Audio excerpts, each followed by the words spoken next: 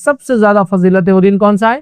یوم الجمعہ۔ تو سورج کے تعلق سے آپ فرماتے ہیں، حدیث یہ جو ہے حدیث صحیح مسلم کی، آپ نے فرمایا جمعے کا دن سب سے بہترین دن ہے جس پہ سورج نکلتا ہے، ٹھیک ہے، تو بیسٹ ڈے ہے، یاد رکھیے، طلوع ہوتا ہے۔ اس دن آدم کو اللہ تعالیٰ نے پیدا کیا، اور کیا خصوصیت ہے اس دن کی؟ اس دن اللہ رب العزت نے آدم علیہ السلام کو پیدا کیا۔ دوسرا فرمایا اسی دن انہیں جنت میں داخل کیا، جنت میں بھی اسی دن یہ گئے، اور اسی دن انہیں اس سے نکالا گیا، جنت سے اسی دن یہ نکالے گئے۔ قیامت بھی جمعے کو ہی قائم ہوگی، قیامت بھی اسی دن آنے والی، اس لیے یوم الجمعہ ہی جمع ہونے کا دن ہے، چاہے نماز جمعہ کی شکل میں بھی جمع ہوتے ہو، اور قیامت قائم ہوں گی تو تب بھی لوگ جمع ہو جائیں، اور قیامت اسی دن قائم ہوں گی۔ آدم علیہ السلام اس دن پیدا کیے گئے، جنت میں داخل کیے گئے، جنت سے نکالے گئے، سمجھو مطلب دنیا میں آئے، اور اسی دن قیامت قائم ہونے والی ہے۔ بہت افضل دن ہے، یہ مذاق نہیں ہے، یہ چھٹی کا دن نہیں ہے۔ حالت یہ ہے کہ جو لوگ ہفتہ بھر بھی فجر پڑھتے ہیں، جمعہ کو فجر نہیں پڑھتے چونکہ ورکنگ ڈے نہیں ہے، آج بولے لمبا سونا ہے، کتنی تعجب کی بات ہے، کتنی امیزنگ ہے۔ یاد رکھیے میں یہ کیوں بات بیان کر رہا ہوں، اس لیے کہ لوگ جمعہ کو مذاق سمجھتے ہیں، جمعہ کو جوکنگ ڈے دیتے ہیں، جمعہ کو چھٹی کا دن سمجھا۔ اب چھٹی دی جا رہی ہے آپ کو کیوں؟ مسلم ممالک میں، مسلم انسٹیٹیوشنز میں، اس لیے کہ اس کی فضائل ہے، نہ کہ اس میں سونا ہے، صرف سستی وہ کرنا ہے، اور جمعہ کے پہلے اٹھنا ہے، 10 منٹ پہلے نہانا ہے اور چل جانا ہے مسجد۔ بڑا اہم دن ہے، یاد رکھیے، تو اس دن کو ضائع مت کیجیے، قیامت اسی دن قائم ہوگی۔ آئیے مسند احمد اور ابن ماجہ کی روایت ہے، ابو لبابہ بدری رضی اللہ عنہ اس کے راوی فرماتے ہیں رسول اللہ صلی اللہ علیہ وسلم نے فرمایا، اور سے سنیے، یقیناً جمعے کا دن تمام دنوں کا سردار ہے، سورج جس پہ طلوع ہوتا ہے سب سے افضل دن ہے، پہلی حدیث میں چلا گیا۔ یہ حدیث کیا بیان کریے؟ یہ تمام دنوں کا سردار ہے، سمجھ رہا؟ تو جمعہ کیا فرما رہے آپ صلی اللہ علیہ وسلم؟ یقیناً جمعے کا دن تمام دنوں کا سردار ہے، اور اللہ تعالیٰ کے یہاں سب سے عظیم ہے، اللہ تعالیٰ کے یہاں سب سے عظیم ہے، ہمارے لیے ہم بیکار ضائع کر رہے ہیں، چھٹی ہے تو فائدہ اٹھائی، سب سے عظیم ہے۔ پھر فرمایا یہ اللہ تعالیٰ کے یہاں عید الاضحیٰ اور عید الفطر سے بھی زیادہ بڑھ کر ہے، یہ اللہ تعالیٰ کے نزدیک عید الاضحیٰ اور عید الفطر سے زیادہ بڑھ کر ہے، کیونکہ عید الاضحیٰ اور عید الفطر صرف منانے کے ہے، تہوار ہے مسلمانوں کے جو بار بار آنے والا دن ہے جس میں خوشیاں مناتے ہیں، لیکن جمعہ فضائل کے اعتبار سے اس سے زیادہ فضیلتیں لیے ہوئے اپنے، تو فرمایا اللہ کے نزدیک عید الاضحیٰ عید الفطر کے دن سے بھی بڑھ کر ہے، اس کی 5 خصلتیں ہیں، اس دن کی 5 اسپیشلٹیز ہے، 5 خصلتیں اس دن کی۔ اس دن میں اللہ تعالیٰ نے حضرت آدم کو پیدا فرمایا، اس دن یہ پیدا ہوئے۔ دوسرا فرمایا اور اسی دن ان کو زمین پر اتارا گیا، مطلب ان سے خطا ہوئی پھر معافی ہوئی، زمین پر اتارے گئے، اور اسی دن انہیں فوت کیا گیا، ان کا انتقال بھی دنیا آنے کے بعد جمعہ کو ہی ہوا۔ پھر فرمایا اور جمعہ کے دن ایک ایسی گھڑی ہے، ایک ایسی ساعت ہے، ایک ایسا وقت ہے، ایک ایسا ٹائم ہے جس کے اندر جو کچھ بھی مانگا جائے اللہ عطا کرتا ہے، صرف حرام چیز نہ مانگی جائے، یہ اس کی خصلت ہے۔ پھر فرمایا اسی دن قیامت قائم ہوں گی، یہ اس کی خصلت ہے۔ پھر فرمایا ہر مقرب فرشتہ، اللہ کے مقرب فرشتے ہیں، اسپیشل فرشتے جو اللہ کے عرش کو اٹھائے ہوئے ہوتے ہیں ان کو بولتے ہیں مقرب فرشتے۔ مقرب فرشتے، یہ مقرب فرشتے کیسے ہوتے ہیں، کیا ان کا معاملہ ہے؟ فرشتوں کی دنیا میں ایک لیکچر ہے، اس میں ضرور آپ سنیں، کتنے امیزنگ یہ فرشتے ہیں۔ یاد رکھ تو بہرحال ہر مقرب فرشتہ جو اللہ کے قریب ہوتا ہے اللہ کے عرش کو اٹھائے رہتا ہے یا اٹھائیں گا، اللہ کے عرش سے اس کا تعلق ہے۔ مقرب فرشتہ آسمان اور زمین اور ہوا، آسمان اور زمین اور ہوا اور سمندر جمعہ کے دن سے ڈرتے ہیں۔ اللہ کا مقرب فرشتہ زمین اور آسمان، ہوا اور سمندر، مطلب زمین، آسمان، ہوا اور پانی، سب جمعہ کے دن سے ڈرتے جب یہ آتا ہے۔ کیوں؟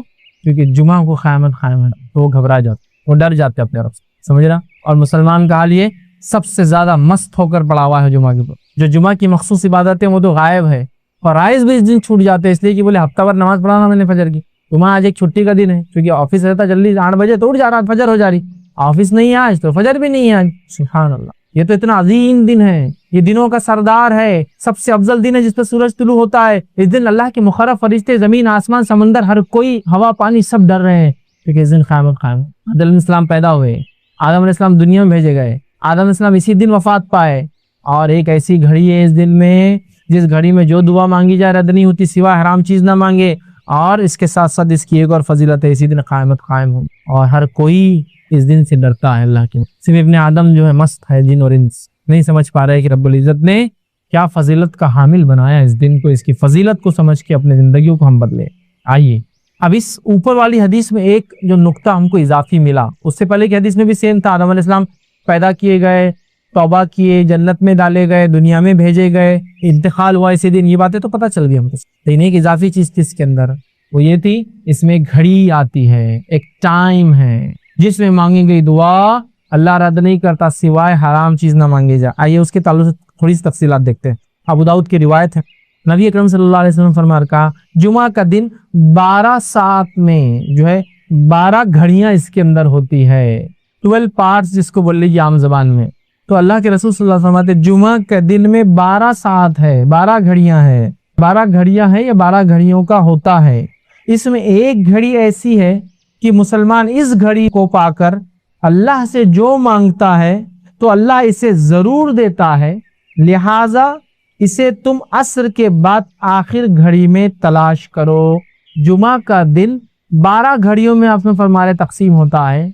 इसमें एक घड़ी ऐसी है जिस घड़ी के अंदर, समझो, जिस घड़ी के अंदर जो मोमिन दुआ मांगता है अल्लाह उसकी दुआ को रद्द नहीं करता है, और इस घड़ी को तुम असर के बाद तलाश करो। ये आपसे फरमाते हैं, और तुम असर के बाद आखिरी घड़ी में इसको तलाश करो। तो गोया जुमा पूरा दिन है, पूरे दिन ने असर के बाद से लेकर, और हम जानते हैं ना दिन कब बदलता है, तो मैं समझ रहा हूँ इल्म होगा, दिन मगरिब से बदलता है इस्लाम में, रात के 12 बजे के चक्कर में मत जाइए, ठीक है। मगरिब से दिन बदलता है, इसकी दलील क्या है, बहुत ज्यादा तफसीलात में नहीं जाऊंगा। जब रमजान का महीना आता है तो पहले क्या पढ़ते हैं, तरावी, और बाद में रोजा रखते हैं ना। तो मगरिब होते ही चांद दिख गया, रमजान शुरू हो गया, अब तरावी होंगी आज, समझिए आप, ठीक है।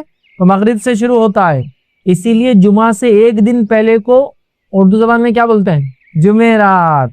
जुमा की रात आने वाली है, आगा हो जाओ, ठीक है, इसी इसको बोलते हैं जुमेरात, कि जुमा की रात अभी आ जाती, ये दिन एहतमाम करो इसका, अभी से पालो। तो गोया जुमेरात की रात, थर्सडे के दिन मगरिब से जुमा शुरू होता है, इसीलिए उसको उर्दू में जुमेरात बोलते हैं। जुमा की रात आज आ जाती है एक दिन पहले, फिर जुमा आता है। अब जुमा के दिन असर के बाद आप समझ फरमाए इसको तलाश करो, तो जुमा के दिन असर के बाद बोले तो दिन कब खत्म होता है, मगरिब में। मगरिब से क्या लगेगा, यौमुस सब्त, हफ्ता लग जाएगा, शनीचर लग जाएगा, ठीक है। तो गोया असर से मगरिब के बीच में है। इस घड़ी में मांगी गई दुआ को अल्लाह रद्द नहीं करता सिवाय हराम चीज ना मांगी जाए। डन। बहुत सारे लोग मुसीबतों से, बीमारियों से, तकलीफों से, परेशानियों से, जिस्मानी परेशानियों से, घरेलू परेशानियों से, माली परेशानियों से परेशान है। बस उठा लीजिए इस दिन का फायदा, मना लीजिए इस दिन को, हकीकत में मना लीजिए अपने रब को, करवा लीजिए अपनी दुआ कबूल। रद्द नहीं करता अल्लाह मोमिन की दुआ सिवाय हराम चीज ना माने। तो आपसे फरमाते हैं अल्लाह जरूर देता है, लिहाजा इसे तुम असर के बाद आखिरी घड़ी में तलाश करो। तो देखिए आप कितनी फजीलत है इस यौमुल जुमा की, जुमा के एक दिन की, याद रखिए। तो आप कोई इंसान ये घड़ी को कभी गलती से भी ज़ाया ना होने, खूब फायदा उठाए इस घड़ी का, याद रखिए, ठीक है। तो अल्लाह ताला ने जुमा के दिन में भी असर के बाद के वक्त को एक खास फजीलत दी थी जुमा के दिन के, ताकि इसमें किया जाए अमल बहुत बेहतरीन होता है, दुआ के एतबार से कबूल हो जाता है। और जुमा कब से चालू होता है मैं तफसीर रख चुका हूँ, ये थर्सडे के दिन मगरिब से सूरज गुरूब होने से लेकर फ्राइडे के दिन सूरज गुरूब होने तक चलता है। इसको उर्दू में जुमेरात की रात, जुमेरात ही एक्चुअली जुमा की रात ही है, जुमेरात की रात से लेकर हफ्ता लगने से पहले जुमा की मगरिब तक होता है, याद रख, ठीक। तो इसमें पाले। इसी तरह जो है अबू दाऊद और हाकिम और निसाई की रिवायत है, इस रिवायत के अंदर है इसे असर के बाद आखिरी साथ में तलाश करो। तो गोया असर के बाद आखिरी हिस्से में ये वक्त आता है जिसमें हम खूब दुआएं करें, याद रखें। तो यहाँ पता चला कि असर के बाद हमको ये दुआ करना चाहिए। अब आइए एक और फजीलत इस दिन की क्या है जिसका फायदा हम उठा सकते हैं। वो हदीस इस तरह से है, सुनन निसाई और मुस्तदरक हाकिम की रिवायत है। नबी अकरम सल्लल्लाहु अलैहि वसल्लम फरमाया, अबू सईद खुदरी रज़ी अल्लाह अन्हु हदीस के रावी फरमाते कहते हैं, जो कोई जुमा के दिन सूरतुल कहफ की तिलावत करे तो अल्लाह ताला इसके लिए 2 जुमा के दरमियान जो है नूर रोशन कर देगा। जो कोई जुमा के दिन सूरतुल कहफ की तिलावत करे तो अल्लाह 2 जुमों के दरमियान इसके लिए एक नूर को रोशन कर देता है। और लाइट, रोशनी कभी फायदेमंद चीज ही, इसमें इंसान को दिखता है, और अंधेरा नुकसानदेह इसलिए कि उसमें आप नहीं जानते क्या आगे हो सकता। तो नूर हिदायत आपके लिए कर देता है कि 2 जुमा के बीच में ये नूर चमकता रहता है आपके लिए। क्या करना है उस दिन, सूरतुल कहफ की तिलावत करना है पूरे जुमा में। तो जुमा कब चालू होता है, जुमेरात की रात से, तो वहां से लेकर तो दूसरे दिन तक कभी भी कर सकते। कोई जरूरी नहीं जुमे की नमाज से पहले, कोई जरूरी नहीं जुमे की नमाज के बाद, कोई जरूरी नहीं जुमा के दिन फजर के बाद। आप मगरिब के बाद से लेकर जुमेरात थर्सडे गुजर गया, मगरिब हो गई, वहां से लेकर सेकंड डे तक कर सकते हैं, ایک ساتھ بیٹھ کے کیجئے یا ایک ساتھ نہیں ہو سکتے کسی وجہ سے تو توڑ توڑ کے کیجئے انشاءاللہ، کوئی مسئلہ نہیں کہ بھائی کچھ شروع کر دیا پھر بیچ میں ٹائم آ گیا نماز وغیرہ جا کے پھر آپ کا کنٹینیو کر لیا اور ماشاءاللہ ایک ہاف این آور ہارڈلی زیادہ سے زیادہ ختم ہو گیا آپ کا سورۃ الکہف۔ ضرور پڑھے، اور سورۃ الکہف جب سب سے افضل اور سب سے عظیم دن میں پڑھنے کا حکم دیا جا رہا ہے تو میں آپ سے یہ کہوں گا سورۃ الکہف کی تفسیر پر بھی ذرا غور کرے کہ کیا وہ سندیش، کیا میسج اور کیا پیغام ہے سورت کے اندر کی سب سے عظیم اور سب سے افضل دن اس کو پڑھنے کا حکم دیا جا رہا ہے۔ جب آپ اس کو پڑھیں گے تو بہت ساری باتیں آپ کو پتہ چلیں گی۔ سورۃ الکہف کے اندر بہت سارے خزانے ہیں چھپے ہوئے، یاد رکھیے، جن کو آپ جب پڑھیں گے جمعہ کے اور سب سے افضل دن تو اس کو یاد رکھیں گے۔ یہ کیا ہے؟ اس کی پہلی 10 آیتوں کی صرف فضیلت یہ ہے اس سورۃ الکہف کی کہ جو اس کو تلاوت کرتا ہے کس سے محفوظ رہیں گا؟ دجال کے فتنے سے محفوظ رہیں گا۔ اور دجال کا فتنہ کیا ہے؟ صرف ایک روایت رکھتا ہوں اس تعلق سے کہ اللہ کے رسول صلی اللہ علیہ وسلم فرماتے ہیں نوح علیہ السلام سے لے کر تمام انبیاءوں نے مجھ سے پہلے تک، مطلب آپ صلی اللہ علیہ وسلم پہلے تک دجال کے فتنے سے اپنی قوم کو ڈرایا ہے۔ نوح علیہ السلام پہلے رسول انسانی طرف بھیجے گئے، ان سے لے کر تمام انبیاءوں نے کس سے ڈرایا اپنی قوم کو؟ دجال سے۔ اور دجال کے فتنے سے بڑا کوئی فتنہ نہیں ہوا ہے، اس لیے تمام انبیاءوں نے ڈرایا ہے۔ اور صحابہ کو جب اللہ کے رسول صلی اللہ علیہ وسلم نے بات بیان کی صحابہ کانپنے لگے اور ڈر گئے، کیونکہ وہ جانتے تھے آخری نبی کے بعد اس کا آنا تو طے ہے، لیکن ڈرانا پہلے نبی سے پہلے رسول ڈرا رہے ہیں اپنی قوم کو دجال کے فتنے سے، کتنا ڈینجرس فتنہ، اس سے بس پہلی 10 آیتوں کی فضیلت، کچھ نہ کچھ تو پیغام ہے ان 10 آیتوں میں، کھولیے اس پیغام کو، جائیے اس کی تفسیر اور اس کی گہرائیوں میں، پھر پتہ چلیں گا کیا اسٹرانگ میسج اللہ دے رہا ہے، کیا سگنلز پاس کی جا رہے روز قیامت جو سب سے بڑا فتنہ آنے والا ہے اس سے بچنا ہے۔ تو یہ ہے میرے طرف سے پیغام اور ہدایت، دیکھو ڈیکوڈ کرو اس کے پیغاموں کو، ان میسیجز کو دیکھو، اس کی تفصیلات میں جاؤ، اس کی تشریح میں جاؤ، اس کی گہرائیوں میں جاؤ، اور اپنے آپ کو اور اپنے آنے والی نسلوں کو دجال کے فتنے، وہ دجال جو عظیم آنے والا ہے سب سے بڑا، اس کے علاوہ چھوٹے موٹے دجال تو انشاءاللہ یوں نکل جائیں گے۔ سب سے بڑے فتنے کا اس کے اندر حل ہے 10 آیتوں میں، ایک روایت میں کہ پہلی 10 آخری 10 کی بھی الفاظ ہیں ایک حدیث کے اندر، یا آخری 10 بھی دجال کے فتنے سے نہ، سمجھا؟ سورۃ الکہف پڑھیے، نوجوانوں کے واقعے سے چالو ہوتی ہے جو اپنے رب پر ایمان لائے اور پھر وہ اپنی جانوں کو بچانے ایک گفا میں چھپ گئے، رب العزت نے ان کو نشانی بنا، جب اٹھے پتہ نہیں کتنے 100 سال بعد عرصہ ختم ہو چکا تھا، لوگ ایمان لا چکے تھے، یہ ایمان لائے تھے، کوئی ایمان والا نہیں تھا، جب یہ اٹھے دینوں سے تو سب ایمان والے تھے، لوگوں نے پہچان لیا، کہا اچھا تم تو وہ تمہارے قصے مشہور تھے، لوگ بولتے تھے کچھ نوجوان چلے گئے وہ تم ہو، پہچان لیا لوگ۔ پڑھیے سورت، اس دن خاص کیا ہوتا ہے جب یہ پڑھ لیتے ہیں آپ تو ایک جمعہ سے دوسرے جمعہ ایک نور آپ کے لیے روشن کر دیا جاتا ہے، یہ سورۃ الکہف کی فضیلت ہے خاص طور سے جمعہ کے دن پڑھے جانے کے لیے، ٹھیک ہے؟ آئیے آگے بڑھتے ہیں۔ اس دن جہاں یہ دن فضیلت والا ہے، تمام چیزیں ہیں، اب اس دن اور بھی فضیلت ہے، یاد رکھیے ان فضائل میں سے ایک فضیلت کیا ہے یاد رکھیے اس دن کی، وہ یہ نماز جمعہ۔ بہت ساری فضیلتیں ہم دیکھتے آ رہے ہیں، بہت سارے کرنے والے کام بھی دیکھتے آ رہے ہیں، ہے نا؟ دعا کا ہم نے دیکھ لیا، سورۃ الکہف کا دیکھ لیا، اب اس دن ایک اور عمل ہے جو بڑا اہم ہے، یاد رکھیے امپورٹنٹ، یا میں کہوں گا ایک اور عمل ہے جو موسٹ امپورٹنٹ ہے، وہ کیا ہے؟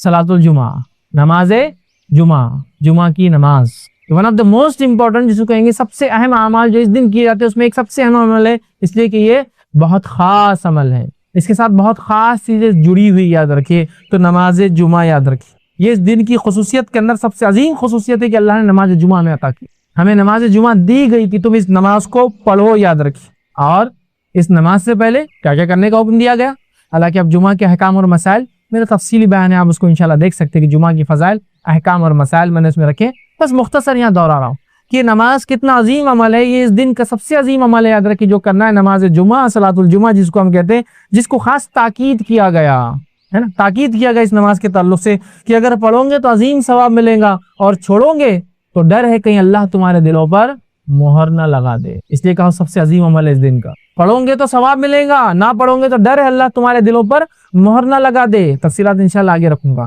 اس کے بعد ہمیں حکم دیا گیا، کیا حکم دیا گیا؟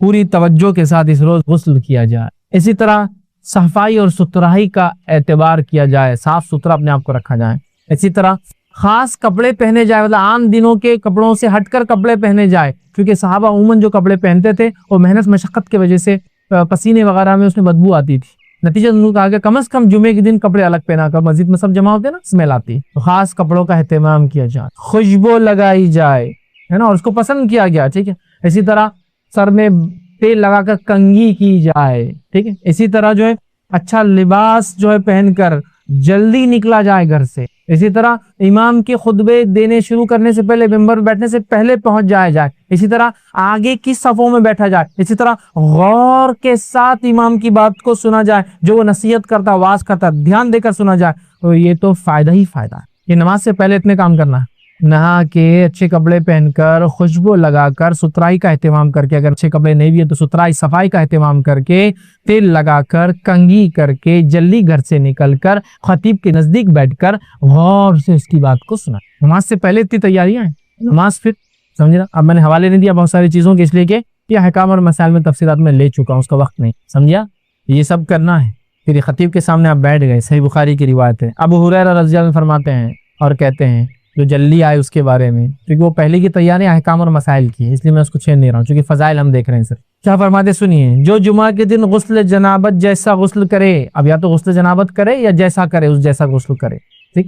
پھر پہلی سات میں مسجد میں آ جائے, ایک دم اول وقت میں مسجد میں آ جائے, تو جیسے اس نے ایک اونٹ کی قربانی اللہ کی راہ میں دی ہے, اور جو دوسری سات میں آئے گا گویا اس نے ایک جو ہے بیل کی قربانی بہرحال اس کے اندر دی, ٹھیک ہے. اور جو تیسری گھڑی میں آئے گا تو جیسے اس نے ایک ٹھینگوں والے مینڈے کی قربانی پیش کی, اور جو چوتھی ساتھ میں آئے گا گویا اس نے ایک مرغی کی قربانی دی, اور جو پانچویں ساتھ میں آئے گا جیسے اس نے ایک انڈے کی قربانی کے لیے پیش کیا. جب امام نکل پڑے, ٹھیک, تو فرشتے حاضر ہو کر ذکر کی سماعت کرتے ہیں. جب امام نکل پڑے مطلب آ کر ممبر پہ کھڑے ہو جائے تو پھر فرشتے آ کر اس کی بات کو سننے لگتے ہیں. اس لیے حدیث میں کہ جب تم نماز کو آتے ہو تو فرشتے مسجد پہ بیٹھ کر رجسٹر میں اندراج کرتے رہتے کون کون آیا, لیکن جیسے خطیب نے خطبہ شروع کیا وہ لکھنا کے رجسٹر بند کر کے جا کے خطبہ سننا شروع کر دیتے. وہ خطبہ سننا شروع کر دیتے ہیں کب, جب خطیب بولنا شروع کر دیتا ہے, اور رجسٹر کو بند کر لیتے. تو میرے بھائیوں, خطیب کی خطبہ شروع کرنے سے پہلے موجود, خطیب کے خطبہ شروع کرنے سے پہلے موجود رہو جمعے کے دن, تاکہ رجسٹر کلوز ہونے سے پہلے نام لکھ دیا جائے, اندراج ہو جائے. سمجھ رہے ہو کتنا اہم ہے. دنیا کی کوئی لسٹ لگتی ہے ایگزام کی, کتنا تڑپ کے اپنا نام ڈھونڈتے ہیں اس میں, یہ رجسٹر میں ہمارا نام ہو, کہ ایوری جمعہ ایوری فرائیڈے فرشتے ہمارا نام لکھتے ہو. کب ہوگا وہ, خطیب کی خطبہ شروع کرنے سے پہلے مسجد پہنچنا. جو پہلی صف میں پہنچے تو واہ واہ واہ, جو دوسری پھر کیا لینا, آگے حدیث میں اس کی فضائل, اونٹ کی قربانی, بیل کی قربانی, مینڈے کی قربانی, مرغی کی قربانی, انڈے کی, وہ تو آ گیا.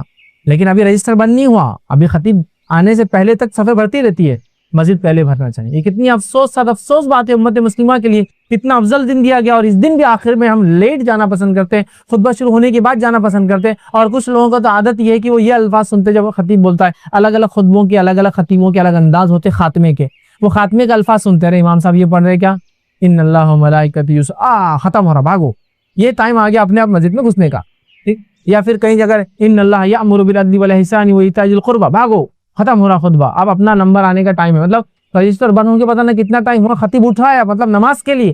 حدیث میں ہے کہ وہ اٹھ کے ممبر پہ آ رہا ہے تو فرشتے آ کے سننا شروع کر دیتے اس کے واعظ اور نصیحت کو. اور مسلمان بول رہا ہے فرشتوں تم ہی سن لو, تم کو ضرورت ہے اس کی, ہم کو کہاں ضرورت ہے, جن کے لیے ہے وہ نہیں سن رہے. اور آخر میں دوڑتے آ رہے, رس بیٹھ گئے, ہاں بالکل مل گیا دنیا کا. خطیب کی ممبر چڑھنے سے پہلے مسجد میں داخل ہونا انشاءاللہ, کوشش کرنا اول پہلی صف, دوسری صف, تیسری صف, چوتھی صف, پانچویں صف, چلو نہیں بھی ہوا تو خطیب کی ممبر سے بیٹھنے سے پہلے جانا انشاءاللہ, تاکہ کم از کم رجسٹر میں نام اندراج ہو جائے, رجسٹرڈ ہو جائے ہمارا نام, ورنہ فرشتے کا رجسٹر بند کر کے خطبہ سنتے ہیں, ٹھیک ہے. تو یہ حدیث میں بھی آ گیا کہ فرشتے پھر امام کے کھڑے آنے سے پہلے, نکلنے سے پہلے, مطلب ممبر پہ کھڑے ہونے سے پہلے, پھر جب کھڑے ہو جاتا ہے تو اس کی بات کو سننے کے لیے جمع ہو جاتے ہیں, ٹھیک. اسی طرح ابو داؤد اور حاکم کی روایت ہے, سمرہ بن جندب رضی اللہ عنہ فرماتے اور کہتے ہیں نبی اکرم صلی اللہ علیہ وسلم نے فرمایا, جمعے کے دن حاضر ہو کر امام کے قریب بیٹھو. جمعے کے دن حاضر ہو کر کہاں بیٹھو, امام کے قریب بیٹھو. اب ہمارا کیا معاملہ ہے, جمعے کے دن آگے سمجھو غلطی جلدی ہو رہی, چلیے آگے, آج میں سب سے آخر میں مسجد کے کونے میں ٹیکا لے کے بیٹھنے کا اپنے ایک دم آخر, اور کوئی آتا جاؤ آپ آگے جاؤ, اور وہ پیچھے بیٹھنے والا سب کو آگے کرتا ہوں, کیونکہ وہ ایسا سمجھتا میرا میدان ہے, پورا جمعہ خطبہ ڈسٹرب کر رہا ہے, سب پیچھے بیٹھا ہے. اب غور سے سنی حدیث, بہت اہم حدیث ہے, بہت اہم. جمعے میں حاضر ہو کر امام کی قریب بیٹھو. سنو آگے, غور سے سنو, جمعے کی فضیلت صرف جان لو اس حدیث. بیٹھو, آدمی مسلسل پیچھے ہٹتا رہتا ہے جمعے میں, آپ نے فرمایا آدمی مسلسل پیچھے ہٹتا رہتا ہے جمعے میں, حتیٰ کہ اگر جنت میں بھی داخل ہوں گا تو پیچھے ہی اللہ رکھے گا, اس کو آگے نہیں لے جائیں گے. جمعہ میں پیچھے رہنے والا جنت میں پیچھے رہیں گے. آدمی مسلسل پیچھے ہٹتا رہتا ہے جمعے میں, ابھی پہلی صف میں آ رہا, پھر تھوڑا جاندہ 2-3 صف بھی چلتا، پھر جاندہ 10ویں صف میں چلتا، پھر جاندہ امام صاحب خطبہ شروع ہونے کے بعد بھی چلتا، پھر ختم ہوتے وقت بھی تو چلتا، پھر ایک رکعت چھوٹی بھی تو چلتا. آپ نے وہ آخر میں جانا ہے یا جلدی جا کے بھی آخر میں بیٹھنا ہے. آدمی جمعہ میں پیچھے ہٹتا رہتا ہے، پیچھے ہٹتا رہتا ہے، پیچھے ہٹتا رہتا ہے، حتیٰ کہ نبی اکرم صلی اللہ علیہ وسلم فرماتے ہیں اگر جنت میں بھی گیا تو پیچھے ہی رہیں گا، اللہ آگے نہیں بھیجے. اور آپ سب کو پتا ہے اور مجھے بھی پتا ہے جنت کے اندر آگے والے حصے میں بڑے بڑے لوگ رہنے والے ہیں. ہر سٹی کے پرائم اسپاٹ سے بڑے بڑے لوگ رہتے ہیں، سٹی سینٹر سے مالدار قسم کے لوگ رہتے ہیں. تو جنت کے بیچ والے حصے میں، اور اس میں بھی سب سے بیچ اور سب سے اونچے حصے میں نبی اکرم صلی اللہ علیہ وسلم، اس کے بعد دیگر انبیاء، اس کے بعد ان کے اصحاب، ان کے بعد ان کو محبت کرنے والا حدیث ہے نا، جو جس سے دنیا محبت کر رہا اس کے ساتھ رہیں گا. پھر اس کے بعد اللہ کے جو ہے صدیقین، اس کے بعد شہداء، صالحین، پھر اللہ کے نیک بندے، اولیاء جن کو کہتے ہیں، پھر ان سے کم نیک، ان سے کم نیک، ان سے کم نیک، ان سے کم، تو لاسٹ میں سب سے آخر میں. جمعہ میں پیچھے رہنا جنت میں پیچھے آنے کا سبب ہے. اچھا یہ باتیں دونوں کے لیے ہو رہی ہے، مرد اور عورتوں کیا. اب جمعہ بولے تو عورتیں بول رہی کیا آج ٹاپک لے لیا، ہمارا تو کوئی حصہ ہی نہیں. یہ آپ کے لیے بھی ہے میری ماں بہنوں، جمعہ تمہارے لیے بھی ہے، اور تمہارے لیے بھی جمعہ اتنی ہی اہمیت کو لے کر آتا ہے جتنی مردوں کے لیے لے کر آتا ہے. کتنی افسوس اور صد افسوس کی بات ہے کہ امت مسلمہ کی عورتیں جمعہ ہی نہیں پڑھتی. کہاں سے پڑھیں گی، جمعہ کو جاتی نہیں. حالانکہ یہ بات بھی میں رکھ رہا ہوں آپ کے سامنے، حالانکہ جمعہ کی نماز ان کے لیے اگر وہ نہ بھی پڑھے تو گناہ گار نہیں ہوتی. یاد رکھ، یہ بات طے ہے، کیونکہ حدیث میں جمعہ 5 لوگوں کے لیے معاف ہے. میں مان رہا ہوں اس چیز، عورت کے لیے معاف ہے، غلام کے لیے معاف ہے، بیمار کے لیے معاف ہے، مسافر کے لیے معاف ہے، اور بچوں کے لیے، نابالغ بچوں کے لیے معاف. ٹھیک ہے، سمجھ گئے. لیکن جمعہ کا خطبہ اور واعظ و نصیحت کی جگہ کہاں ہے تمہارے پاس حاصل کرنے؟ تو کم از کم یہ تو حاصل کر لو. کہاں ہے اور موقع بتاؤ؟ عیدین میں نہیں جاتی ہو، جمعہ میں نہیں جاتی ہو. فضائل بھی ہے، دیکھو جو جائیں گا تو فضائل پائیں گا، جو نہیں جائیں گا تو مستثنا عورتیں. مردوں کے لیے نہیں ہے، مردوں کو تو جانا ہی ہے. ہاں بیمار مرد ہو، مسافر مرد ہو تو اس کے لیے بھی جمعہ معاف ہے، عورت ہے معاف ہے، لیکن گئے تو فضائل بھی تو ہے. دنیا کے اندر اگر ایک چیز پہ خریداری پر چھوٹا سا 10 روپے کا آفر آ جائے تو شوہر کی مت مار دیتی عورتیں. دیکھو میں نے 1000 روپے کا کپڑا لے. 1000 روپے کپڑا کہیں کو لایا تم نے بیگم 1000 روپے کا؟ ارے اس پہ 10 روپے کی سڑی ہوئی بالٹی فری تھی نا بیگم، لیکن 1000 روپے تو گئے نا میرے 990 روپے 10 روپے کی بکیٹ گئی. نہیں آفرز لبھاتے ہیں، یہ شریعت کے آفرز نہیں لبھاتے ان کو. کیا فضیلت ہے. اگر میرے علاقے میں ایسی مسجد ہے جہاں جمعہ ہوتی تو میں جاؤں اس فضیلت کو. مسجد کے انتظامیہ، جو لوگ انتظامیہ میں ہیں ان سے گزارش کروں گا اللہ کے لیے مسجدوں کے دروازے عورتوں کے لیے کھول دو. اس سے پہلے کہ وہ کھلا لے، کھول دو. زمانہ بہت بدل چکا ہے. اب منمانی مردوں نے جو کر لی نا اپنی سوچ کے اعتبار سے تمہاری نہیں چلنے والی. اگر تم شریعت کے جو دیے ہوئے حقوق نہیں دو گے یہ اپنے حقوق چھین کر لیں گی، پھر ان کی کون مدد کر کے تمہارا نقصان کرے گا. اس سے پہلے یہ حالات آئے، دے دو جو ان کا حق ہے ان کو. مسجد کا چندہ مانگتے تو عورتوں سے نہیں لیتے کیا؟ نہیں تمہارا نہیں لیتے، تم کو آنے بھی نہیں دیتے. لاؤ بڑی بھی لاؤ، کیا دیتے؟ خالہ لاؤ، تمہارے تو زیورات بھی دے دو. تم حدیث میں کہ اللہ کے رسول عورتیں لاؤ تمہارا. لیکن میں آ سکتی کہ نہیں، تم آ نہیں سکتے اندر، تم سے فتنہ ہوتا. چلو نکلو ہیں. اور اگر تم سے فتنہ نہیں ہوتا تو ہم سے تم کو فتنہ ہوگا، تم آؤ مت. لیکن مسجد کے اندر کیونکہ پورے چور اچکے نکمے ڈاکو غنڈے موالی مسجد کے باہر بیٹھے تو فتنہ ہو جاتا. عورتوں کو چھیڑیں گے، فلاں کریں گے. اور سارے شریف لوگ بازاروں میں رہتے، سارے شریف لوگ مالز میں ہوتے، سارے شریف لوگ تھیٹرز میں رہتے ماشاءاللہ، اور سارے موالیاں ادھر بیٹھے رہتے. اس لیے چھیڑ چھاڑ کا مسئلہ ہو سکتا ہے مسجد میں. کالج میں کوئی مسئلہ نہیں، عورت کی جانے سے فتنہ نہیں ہوتا، بازار میں جانے سے فتنہ نہیں ہوتا، مالز میں جانے سے فتنہ نہیں ہوتا، اکیلے بڑے بڑے سفر کرنے سے فتنہ نہیں ہوتا، یہاں سے گلف جاری اکیلی تو فتنہ نہیں ہوتا، یہاں سے US جاری اکیلی چونکہ اب شادی ہو گئی میں وہاں بیوی کو بلایا تو فتنہ نہیں ہوتا. مسجد گئی تو بہت بڑا فتنہ ہوتا. اس سے پہلے کہ اپنا حق چھین کر لے ان کو ان کا حق دے دو. دروازے کھول دو مسجد کے لیے، ان کا حق اسنا. تم نے سارے دروازے کھول دیے ان کے لیے مسجد کا چھوڑ کر. اگر تم کہتے فتنہ ہے، بہت فتنہ ہے زمین پر پھیلا ہوا جس کے نتیجے مسجد آنا بھی فتنہ ہے، تو ایسے فتنے کے دور میں تو پھر کالج جانا بھی فتنہ ہے، اسکول جانا بھی فتنہ ہے، بازار جانا بھی فتنہ ہے، مال جانا بھی فتنہ ہے، سب جگہ جانا فتنہ ہے. پھر عورت گھر سے ہی نہ نکلے، سب جگہ تو چھوڑ دیا، جہاں جا سکتی دروازہ بند کر. یہ بھی ہمارا اس تہذیب میں رہنے کا اثر ہے. اس تہذیب میں اپنے عبادت گاہوں میں عورتوں کو نہیں آنے دیا جاتا ہے، نتیجہ مسلمانوں نے وہ لے لیا. ساری دنیا میں کھلی ان کے لیے مسجدیں صرف چھوڑ دی. بہرحال چلو ایکسیپشنل ہے، گھر کی نماز ان کی افضل ہے، میں بھی مانتا ہوں، لیکن جو ایجوکیشن، واعظ اور نصیحت جو ان کو چھوٹ جا رہی ہے نا جمعہ سے ٹوٹنے سے، اور جو اجتماعیت کی جو طاقت ہوتی ہے وہ چھوٹ جا رہی ہے. بہرحال چلو عورتوں کو پکڑ نہیں ہے، اس پہ گرفت نہیں ہے، یہ بات واضح کر رہا ہوں. نہیں تو بہت ساری عورتیں دل میں پریشان ہو جائیں گے، ہم کہاں پڑے نہیں ہیں، انتظام تو نہیں. آپ کے لیے ایکسیپشن، لیکن اگر انتظام ہے تو ضرور جائیے. انتظامیہ سے کہوں گا مسجد کے اپنے دروازوں کو کھولے، مسجد کے ان کے لیے الگ انتظام کرے، عورتوں کے لیے ایسا کرنا چاہیے. اچھا بہت سے لوگوں کی چیز سمجھتے بھی نہیں، جب آپ بولتے ہیں نا ایسا عورتوں کے لیے مسجد دروازے کھول دو تو بہت سے لوگ اتنے کم عقل، اللہ رحم کرے، اتنا کم علم ہے ان کو دین کا، بولتے کیا باتیں کر رہے مولانا تم، کیا بے شرمی کی باتیں، اب ایک ہی دروازے عورت بھی آئیں گی، ایک ہی دروازے بچ جائیں گے، ایک ہی طہارت خانے وہ بھی جائیں گے، ایک ہی طہارت خانے میں بھی جاؤں گا، ایک ہی وضو خانے وہ بیٹھیں گے، ایک ہی وضو خانے میں بیٹھوں گا، ساتھ نماز پڑھیں گا، استغفر اللہ، کیسی باتیں کر رہے؟ تو بیوقوف انسان، تجھے معلوم ہی نہیں عورتوں کو مسجد میں آنا والے تو کیا انتظام رہتا؟ ان کا آنے کا راستہ الگ مسجد نبوی میں تھا، ان کے آنے کا راستہ الگ، ان کے وضو خانہ الگ، ان کے طہارت خانے الگ، اور اگر ایک ہی مسجد ہے تو وہ پیچھے نماز پڑھیں گی مردوں سے، اور الگ مسجد ہے تو بازو پڑھیں گی وہ نماز۔ تو تجھے معلوم ہی نہیں، بہت سے لوگ کیا سمجھتے ہیں عورتیں مسجد میں آئیں گی مطلب کیسا، یہ رکعت باندھ رہے تو بازو ادھر ان کی بیوی کھڑی یا کوئی دوسری عورت کھڑی ہو سکتی ہے آ کے۔ ارے اتنی چھوٹی اور ہلکی سوچ، دینی علم کی اتنی خطرناک کمی، سبحان اللہ۔ پورا انتظام الگ ہوتا ہے میرے بھائی، پورا انتظام، سمجھو اس بات کو۔ بہرحال چلیے آگے چلتے ہیں۔ تو جمعہ میں پیچھے مت رہو، ورنہ جنت میں پیچھے رہوں گے اگر گئے تو، ٹھیک؟ تو لہٰذا خوب تیار ہو کر، جو حق ہے جمعے کا، نہا دھو کر آپ آئیں۔ اس کے بعد خطیب سے قریب بیٹھے، خوب غور سے اس کی بات سنیں جو وہ کہتا ہے، واعظ و نصیحت، اور اپنے گناہوں پہ کفت کریے کہ جو اب سے ہوئے ہیں، اور جو خطیب کہہ رہا ہے ان نیکیوں میں اضافہ کرنے کے لیے آپ کوشش کریں کہ انشاءاللہ میں یہ کروں۔ جن باتوں سے وہ روکتا ہے ان باتوں سے روکنے کا عزم کرے اپنے دل میں کہ اللہ اٹھ کے جاؤں گا جمعے سے تو انشاءاللہ ان باتوں سے روک لوں گا۔ اس طرح سے جمعے کا فائدہ اٹھائے اور اپنے آپ کو باقی ہفتہ ان کاموں میں مشغول رکھے جو خطیب نے کہا کہ یہ کرنا ہے۔ یہ ہفتہ آپ کم از کم ایک ہفتہ تو اپڈیٹ کریں گے نا جو باتیں سن کے آئے، تاکہ لائف کا پارٹ بن جائے یہ باتیں۔ یہ سب آپ کو اور مجھے جو ہے کرنا یاد رکھے۔ تو جو شخص خالص نیت کے ساتھ اس طرح سے جمعہ کو ادا کرنے لگے نا، انشاءاللہ عزیز اس کی زندگی میں برکتیں بھر جائیں گی اور جمعہ کی صحیح فضیلت اٹھانے والا بن جائے، ٹھیک ہے؟ تو ہمیں مسجد جانا ہے۔ صحیح مسلم کی روایت ہے، جو احسن انداز میں وضو کرے اور جمعے کے لیے آئے، پھر خاموشی اور دھیان سے سنے، مطلب جو خطیب کہہ رہا ہے، تو اس جمعے تک اور مزید 3 دن تک اس کے گناہ معاف کر دیے جاتے۔ تو اس جمعے تک مطلب آنے والے جمعے تک اور مزید 3 دنوں کے گناہ معاف کر دیے جاتے۔ تو جو ایک شخص جمعہ کے لیے آتا ہے، غور سے امام سے خطیب سے قریب بیٹھتا ہے، غور سے اس کے خطبے کو سنتا ہے، اور اس کے بعد جو احسن انداز سے مطلب جو بتایا گیا اس طریقے کے مطابق آتا ہے، تیار ہو کر خود بلا کے جو بتایا گیا، اور اس کے بعد اچھا وضو کرتا ہے، جمعے کے لیے آتا ہے، خاموش بیٹھتا ہے، آواز نہیں کرتا ہے، دھیان سے سنتا ہے جو خطیب کہہ رہا ہے، تو اس کو اگلے جمعے تک کے اور اس کے بعد کے اور 3 دن کے گناہ معاف ہو جاتے ہیں۔ اس جمعے سے اگلے جمعہ اور 3 دن اضافے زائد گناہ معاف ہو جاتے ہیں اس کے۔ کسی وجہ سے آپ سفر میں تو جمعہ نہیں ہو پائی تو کم از کم اس ہفتے کے 3 دن کے صغائر تو معاف ہوئے، اس لیے کہ کبیرہ گناہ تو توبہ کے بغیر معاف نہیں ہوتے، جتنے بھی فضائل ہے صغیرہ گناہ کے یاد رکھیں، ٹھیک؟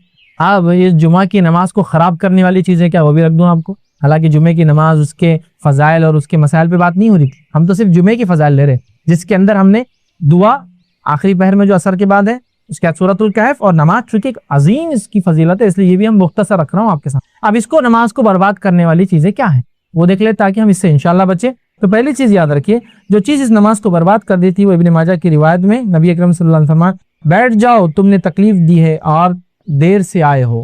ایک صحابی آ رہے تھے، اور جب آ رہے تھے تو جمعہ کو ان کو فضیلت پانا تھی آگے کی صفوں کی، آئے تو لیٹ تھے، کیا کرنے لگے؟ پھر اس کو کاندھے سے ہٹا، اس کے گردن پر جا، اس کے کاندھے کو ہٹا، اس کے گردن پر جا، سمجھ رہا؟ جانے لگے گردنوں کے اوپر سے، جس کو بولتے ہیں۔ تو نبی اکرم صلی اللہ علیہ وسلم فرمایا، بیٹھ جاؤ، آپ خطبہ دیتے ہیں، بیٹھ جاؤ، تم نے تکلیف دی ہے، تم دیر سے آئے ہو۔ تو پہلے آنے والا پہلے بیٹھے، بعد کا آنے والا لوگوں کے گردنوں کو پھلانگ کے نہ جائے، چونکہ تکلیف دی ہے، اور ظاہر سی بات ہے کسی عبادت میں تکلیف اور دوسرے کو عبادت قبول نہیں ہوتی، تو لہٰذا پہلا کام تکلیف نہیں دینا کسی کو، یاد رکھے جمعہ کے اندر کہ پھلانگتے ہوئے لانگتے ہوئے لیٹ آ کے بھی وہ کرے۔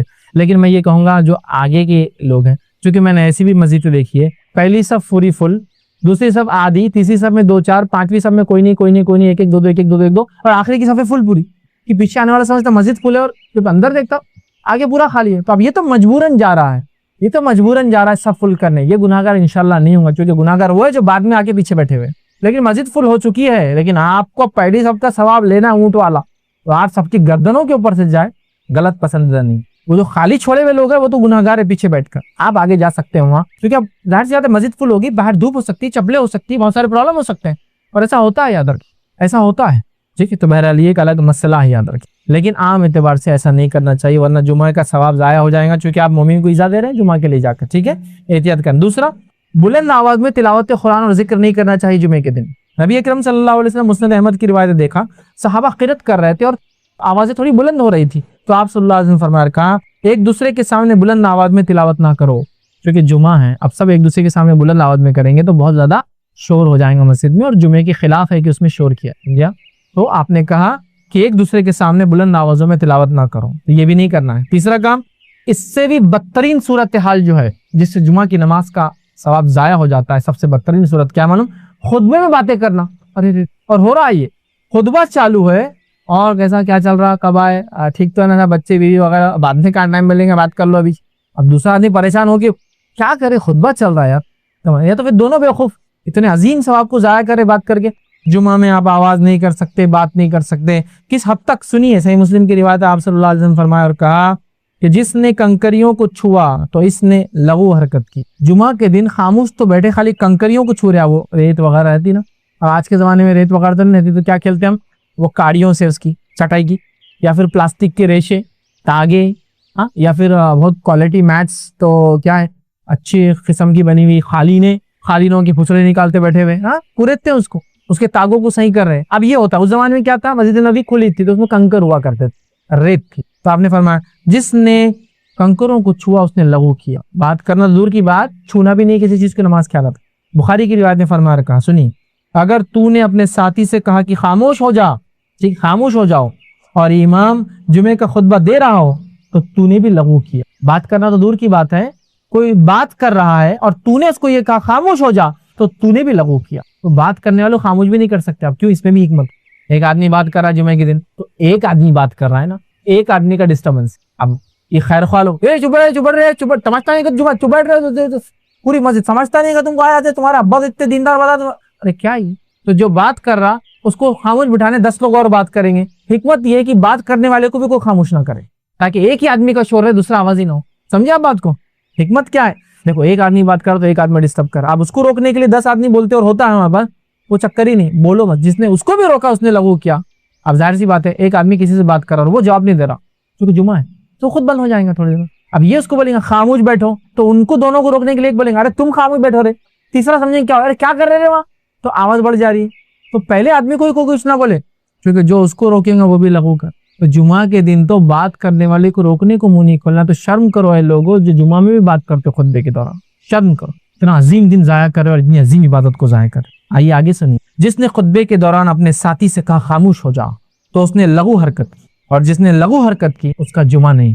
جس نے اپنے ساتھی سے کہا خاموش ہو جا اس نے لغو کیا, اور جس نے لغو کیا اس کا جمعہ نہیں. اتنی بڑی بات ہے نا, بہت بڑی عبادت ہے یہ جمعہ کی نماز. اس کا فائدہ اٹھائیے. چلیے آگے بڑھتے ہیں. جمعہ کے دن کبیرہ گناہوں کو جو ہے ہم اپنی معافی مانگے اللہ سے, اور ترک کرے, یاد رکھے, ٹھیک ہے, اس لیے کہ ظاہر سی بات ہے ایک اچھا موقع ہے ہمارے لیے کرنے. آئیے آگے بڑھتے ہیں. جمعہ کا چھوڑنا, مطلب جمعہ کی نماز کا چھوڑنا, یہ کبیرہ گناہ ہے. اگر دیکھیے آپ, نماز ہم نے دیکھی جمعہ اہمیت کیا چیز ضائع کرتی, کنکروں سے کھیلنا, بات کرنا, ٹھیک ہے, روکنا وغیرہ ہو گیا. اب جمعہ کا چھوڑنا کبیرہ گناہ ہے, یاد رکھیے, بہت خطرناک جرم ہے. اللہ رحم کرے, اور کئی لوگ اس جرم کے اندر آج شامل ہیں. یہ کیوں کہہ رہا ہوں میں کئی لوگ؟ آپ بول سکتے کیا ویسا راستے بند ہو جا رہے جمعہ کے دن, تو میں آپ کو کہہ سکتا ہوں جمعہ بھی سارے مسلمان نہیں پڑھتے. دلیل میری یہ ہے کہ جمعہ تو چند مسجدوں میں ہوتی, سب مسجدوں میں نہیں ہوتی نا, ہے نا. آپ کے محلے میں اگر 10 مسجد ہے تو جمعہ 3 میں ہوتی ہوں گی. رمضان کے اندر 10 مسجدیں ہوتی, 10 کی 10 نہیں پڑتی, جمعہ میں تو 3 ہی اس میں ہو رہی. سمجھ رہے آپ؟ تو گویا اگر پورے لوگ جمعہ پڑھتے محلے کے تو 10 مسجدیں پورا نہیں چاہیے, چونکہ رمضان کے ابتدائی چند دنوں تک تو وہ 10 مسجدیں پوری نہیں پڑتی. مغرب میں حال دیکھیے, فجر میں حال دیکھیے, ابلتی مسجد ہے.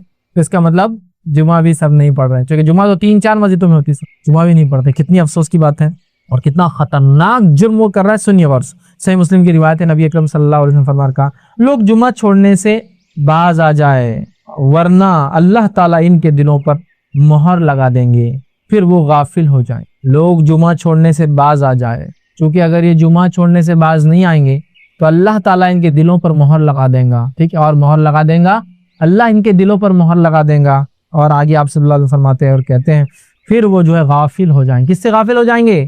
وہ دین اور اسلام سے غافل ہو. جمعہ چھوڑنے سے باز آ جاؤ مسلمانوں. اور یہ روایت سنو, مستدرک حاکم اور مستد احمد کی روایت ہے. ابو قتادہ رضی اللہ عنہ فرماتے اور کہتے ہیں رسول اللہ صلی اللہ علیہ وسلم فرمایا, جس نے بلا ضرورت 3 مرتبہ جمعہ چھوڑ دیا اللہ تعالیٰ اس کے دل پر مہر لگا دیتا. Without any cause, without any genuine reason, جس نے 3 جمعہ کو چھوڑ دیا اللہ تعالیٰ اس کے دل پر مہر لگاتا. سنیں, جس نے بلا ضرورت 3 مرتبہ جمعہ چھوڑ دیا اللہ تعالیٰ اس کے دل پر مہر لگا دیتا. ہاں, مسافر سے جمعہ چھوڑ گئی کوئی مسئلہ نہیں, بیمار سے جمعہ چھوڑ گئی کوئی مسئلہ نہیں, عورتوں سے چھوٹ رہی کوئی مسئلہ نہیں, اس لیے کہ مستثنا ہے. غلام چونکہ آقا کے ماتحت ہوتا ہے لہٰذا وہ بھی مستثنا ہے. بچے چونکہ بالغ ہیں تو مستثنا. لیکن اس کے علاوہ کوئی آدمی بلا ضرورت جمعہ کو چھوڑے اس کی پکڑ ہوں گی اور اللہ تعالیٰ اس کو غافل کر دیں گا, اس کے دل پر مہر لگا دیں گا. ہمیں اس سے بچنا چاہیے، چونکہ ایک بہت بڑا عمل ہے جمعہ، اس لیے اس کے چھوڑنے کی سزا بھی یاد رکھیں بہت بڑی ہے۔ اور جمعہ کی کیا فضیلت میں آپ کو بتاؤں، اتنا افضل عمل ہے کہ تجارت جو حلال عمل ہے وہ بھی چھوڑ دینا پڑتا اگر جمعہ کی اذان ہو جائے۔ جمعہ کی اذان ہو جائے تو تجارت جیسا حلال عمل بھی چھوڑ کر آپ کو جمعہ کے لیے جانا پڑتا ہے۔ اور اللہ رب العزت نے سورۃ الجمعہ آیت نمبر 9 میں فرما رکھا، یا ایھا الذین آمنوا اذا نودی للصلاۃ من یوم الجمعۃ فاسعوا الی ذکر اللہ وذروا البیع ذالکم خیر لکم ان کنتم تعلمون۔ اللہ فرماتا کہتا ہے، اے لوگوں جو ایمان لائے ہو، جب جمعہ کی نماز کے لیے اذان دی جائے تو اللہ کے ذکر کی طرف لپکو، دوڑو اور خرید و فروخت کو چھوڑ دو، یہ تمہارے لیے بہتر ہے اگر تم جانتے۔ جمعہ کی نماز پڑھنا ہے، خرید و فروخت بند کرنا ہے، تو ایک حلال چیز کو بند کرنا ہے جمعہ کے لیے، تجارت حلال ہے، اس کے بعد آپ کر سکتے ہیں، لیکن جمعہ اذان ہوگی جانا پڑے گا، کیونکہ خطیب کی چڑھنے سے پہلے اور اذان کے بعد فوراً خطیب چڑھ جاتا ہے، اذان سے پہلے موجود رہنا ہو، یا کم از کم اذان لیٹ ہوتی تو اس سے پہلے جائیے، پھر اذان ہوگی پھر خطیب چڑھیں گا، یا اذان ہو رہی ہے تو بھاگیے تاکہ خطیب کے چڑھنے سے پہلے ممبر پہ یا اس کے بعد سے پہلے آپ کم از کم پہنچ جائے، چونکہ فرشتے رجسٹر بند کر کے سننے لگ جائیں گے۔ ٹھیک، اسی طرح جمعہ کے دن ایک عمل اور کرنا ہے، اس کی فضیلت میں شامل ہے، بکثرت نبی اکرم صلی اللہ علیہ وسلم پہ درود بھیجنا ہے۔ کیا کرنا ہے؟ بکثرت نبی اکرم صلی اللہ علیہ وسلم پہ درود بھیجنا ہے جمعہ کے دن، بکثرت، بہت زیادہ، انٹینسٹی بڑھانا ہے۔ عموماً تو ہم بھیجتے ہی ہیں، انٹینسٹی بہت ہائی کر دینا، کس دن؟ جمعہ کے دن ہائی کر دینا، ٹھیک ہے، بکثرت درود۔ ٹھیک، اور اس کے تعلق سے جو روایت ہے وہ اوس بن اوس رضی اللہ عنہ فرماتے ہیں اور کہتے ہیں، یہ ابو داؤد کی روایت ہے، جمعے کے دن تمہارا بہترین دنوں میں سے، جمعے کا دن تمہارے بہترین دنوں میں سے ہے، لہٰذا اس دن مجھ پر بکثرت درود بھیجا کرو، کیونکہ تمہارا درود مجھ پر پیش کیا جاتا ہے۔ اس دن مجھ پر بکثرت درود بھیجا کرو کیونکہ تمہارا درود مجھ پر پیش کیا جاتا ہے۔ کیونکہ دوسری ایک حدیث میں تفصیلی الفاظ ہیں کہ ایسے اللہ نے مقرب فرشتے رکھے ہیں، جب مجھ پر درود بھیجا تو اس کو جمع کر لیتے ہیں اور وہ مجھ پر پیش کرتے ہیں۔ غائب کی بات ہے، کچھ علماء لکھتے ہیں غائب میں پیش ہوتا ہے اور کچھ لکھتے ہیں روز قیامت وہ پیش کر دیں گے، یہ فزیکل پریزنس میں پیش ہونے والی بات نہیں ہے، لیکن یہ چلیے آگے بڑھتے ہیں۔ تو مجھ پر پیش کیا ہے تو خوب کثرت سے نبی اکرم صلی اللہ علیہ وسلم پہ ہم درود بھیجیں۔ امام بحقی نے ایک روایت میں یہ الفاظ نقل کیے، وہ یہ ہے، جمعرات اور جمعے کے دن مجھ پر بکثرت درود بھیجا کرو۔ جمعرات سے مراد جمعے کی رات سے لے کر جمعہ خاتمے تک مجھ پر بکثرت درود بھیجا کرو، مطلب جیسی تھرسڈے کی مغرب ہوتی ہے، جمعرات جس کو ہم بولتے ہیں اس کی مغرب ہوتی ہے، کثرت سے نبی اکرم صلی اللہ علیہ وسلم پہ درود بھیجنا چاہیے۔ ابن قیم الجوزی رحمہ اللہ کثرت سے درود نبی اکرم صلی اللہ علیہ وسلم پر جمعے کو خاص طور سے بھیجنے کی فضیلت بیان کرتے ہیں اور اس کی حکمت بیان کرتے فرماتے اور کہتے ہیں، وہ لکھتے ہیں، یہ جو ہے زاد المعاد کی روایت ہے، وہ کہتے ہیں رسول اللہ صلی اللہ علیہ وسلم تمام مخلوق کے سردار ہیں اور جمعہ تمام دنوں کا سردار ہے، اس لیے اس دن درود بھیجنے کی جو خوبی ہے وہ کسی اور دن میں نہیں۔ انسانیت کے سردار پر دنوں کے سردار میں درود بھیجنا جو خصوص اس دن ہے وہ کسی اور دن میں نہیں۔ پھر وہ لکھتے ہیں، اس میں ایک اور حکمت بھی ہے کہ امت نے دنیا و آخرت میں جو بھی بھلائیاں پائی ہے وہ صرف آپ صلی اللہ علیہ وسلم کی ہاتھ سے پائی ہے، لہٰذا اللہ تعالیٰ نے آپ کی امت کے لیے دنیا و آخرت کی بھلائیاں اکٹھی کر دیں اور انہیں جو سب سے بڑی عزت حاصل ہوگی وہ جمعہ کے روز ہوں گی۔ اس دن وہ انہیں جنت میں ان کے گھر میں اور ان کے محلات کے طرف بھیجے گا، جب وہ جنت میں داخل ہوں گے تو یہ ان کے لیے مزید جزا کا دن ہوگا اور یہ ان کے لیے دنیا کی عید کا دن ہے۔ اس دن اللہ تعالیٰ ان کے تمام درخواستوں اور ضرورتوں کو پورا کرتے ہیں اور کسی سائل کو رد نہیں کرتے۔ مسلمانوں کو ان ساری باتوں کا علم آپ صلی اللہ علیہ وسلم کے ہی توسط سے جو ہے حاصل ہوا ہے، لہٰذا اللہ تعالیٰ کی حمد و شکر اور آپ صلی اللہ علیہ وسلم کے حق کی تھوڑی سی ادائیگی کا یہ تقاضا ہے کہ ہم اس دن اور اس کی رات آپ پر بکثرت درود بھیجیں۔ ٹھیک ہے، جمعہ کا دن سردار، نبی اکرم صلی اللہ علیہ وسلم سردار، جمعہ کے دن ہم جنت میں داخل ہوں گے جو سب سے بڑی ہمارے لیے کامیابی ہے۔ یہ تمام کا راستہ جنت کا نبی اکرم صلی اللہ علیہ وسلم وسیلے سے ہم کو ملا، لہٰذا یہ ضروری ہے کہ اس دن نبی اکرم صلی اللہ علیہ وسلم نے کثرت سے درود بھیجا۔ یہ اس کا ایک چھوٹا سا میں نے جز دیا جو میں نے پڑھا، بڑی حکمت ہے اس کے پیچھے۔ تو کثرت سے نبی اکرم صلی اللہ علیہ وسلم پر جمعہ کے دن درود بھیجنا چاہیے۔ سب سے افضل درود جو نبی اکرم صلی اللہ علیہ وسلم پر بھیجا جا سکتا ہے وہ کون سا ہے؟ درود ابراہیمی، وہ درود جو آپ اور میں کس میں پڑھتے ہیں؟ نماز میں۔ تو آپ دوسرے درود اگر آپ کو علم ہو نہ ہو تو چھوڑ دیں، یہ سب سے اچھا درود ہے جو نماز میں ہم پڑھتے ہیں۔ کثرت سے یہ درود پڑھ کے نبی اکرم صلی اللہ علیہ وسلم کو کریں، اور جب آپ پڑھتے ہیں تو خود بخود نبی اکرم صلی اللہ علیہ وسلم تک پہنچا دیا جاتا ہے، یا فرشتے حاضر ہوتے ہیں جو ایسے درودوں کو لے کر نبی کے پاس پہنچا دیتے ہیں یا دیں گے، یاد رکھیں جو بھی ہے، کیونکہ غائب کا معاملہ کیسے ہوتا ہے واللہ عالم۔ ٹھیک ہے، تو بہرحال ہمیں کثرت سے درود بھیجنا چاہیے۔ تو یہ چند باتیں تھی جو اہم نکات تھے جو میں نے مناسب سن آپ کے سامنے جمعہ کے تعلق سے رکھوں، تاکہ اس کی فضیلت، اس کی قدر، اس کی منزلت، اس کی عظمت ہمارے دلوں میں، ہماری نسلوں میں، ہمارے جو ہے انسانوں میں، مسلمانوں میں جاگے، اور اس دن کو صرف ہم چھٹی ملتی ہے تو انجوائے نہ کریں، بلکہ اس دن کو جبکہ ہم کو چھٹی اگر مل رہی ہے تو ڈبل فائدہ اٹھائے اس دن کا، وہ اس اعتبار سے فائدہ اٹھائیں کہ اس دن ہم خوب زیادہ سے زیادہ اچھے اعمال کریں، وہ سارے اعمال کریں جو کتاب و سنت نے بتایا ہے۔ یاد رکھیں جمعے کی نماز کا خاص اہتمام کریں، کبھی نہ اس کو چھوڑے، کثرت سے درود بھیجیں، سورۃ الکہف کی تلاوت کرے، یاد رکھیے۔ اسی طرح اس کے اندر ایک گھڑی ہے، اس گھڑی کو پانے کی کوشش کرے تاکہ ہماری دعائیں قبول ہو۔ اس کے علاوہ بھی آپ پورے جمعہ میں دعا مانگ سکتے ہیں، پورے جمعہ میں استغفار ہو، تو عام باتیں کبھی بھی کر سکتے ہیں، جمعہ چونکہ افضل ہے تو بہرحال اس میں بھی کر سکتے ہیں۔